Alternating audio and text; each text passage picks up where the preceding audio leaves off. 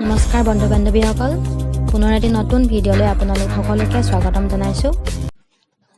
প্ৰথম প্ৰশ্নটো হৈছে জ্যোতিপ্ৰসাদ আগৰৱালাৰ ইন্দ্ৰমালতী চলচ্চিত্ৰখন কিমান চনত মুক্তি লাভ কৰিছিল? ইয়াৰ উত্তৰটো হয় 1939 চনত। 2 নম্বৰ প্ৰশ্ন, ভাৰতৰ বন্যপ্ৰাণী সুৰক্ষা আইনখন কোন চনত প্ৰৱৰ্তন কৰা হয়?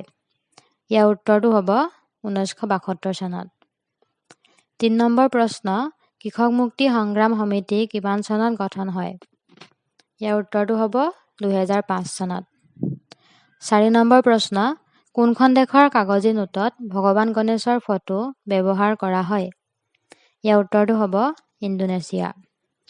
5 নম্বৰ প্ৰশ্ন, মৌল শব্দটো কোনজন বিজ্ঞানীয়ে প্ৰথমে ব্যৱহাৰ কৰিছিল?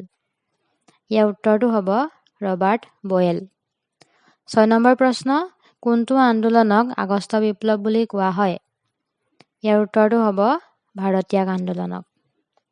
7 নম্বৰ প্ৰশ্ন, পৰমাণুত ধনাত্মক আধানযুক্ত এটা কেন্দ্ৰ থাকে, সেইটোক কি বুলি কোৱা হয়? ইয়াৰ উত্তৰটো হ'ব নিউক্লিয়াছ। 8 নম্বৰ প্ৰশ্ন, অস্ত্ৰোপচাৰৰ পিতৃ বুলি জনাজাত প্ৰাচীন ভাৰতীয় চিকিৎসকজন কোন আছিল? উত্তৰটো হ'ব সুশ্ৰুত। 9 নম্বৰ প্ৰশ্ন, পকী কোনগৰাকী ব্যক্তিৰ উপৰিপুৰুষৰ বাসভৱনৰ নাম? উত্তৰটো হ'ব জ্যোতিপ্ৰসাদ আগৰৱালা। 10 নম্বৰ প্ৰশ্ন, কিমান চনত মাজুলীক পূৰ্ণাংগ জিলাৰূপে গঠন কৰা হয়? ইয়াৰ উত্তৰটো হ'ব 2016 চনত। 11 নম্বৰ প্ৰশ্ন, ধন্য নৰতনু ভাল পুথিখন কোনে লিখিছিল? ইয়াৰ উত্তৰটো হ'ব চৈয়দ আব্দুল মালিকে। 12 নম্বৰ প্ৰশ্ন, মৌমাখিৰ দংশনত কোনটো এচিড পোৱা যায়?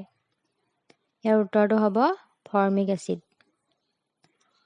13 নম্বৰ প্ৰশ্ন, অসম ক্ৰিকেট সন্থা কিমান চনত গঠন হৈছিল? ইয়াৰ উত্তৰটো হ'ব 1948 চনত।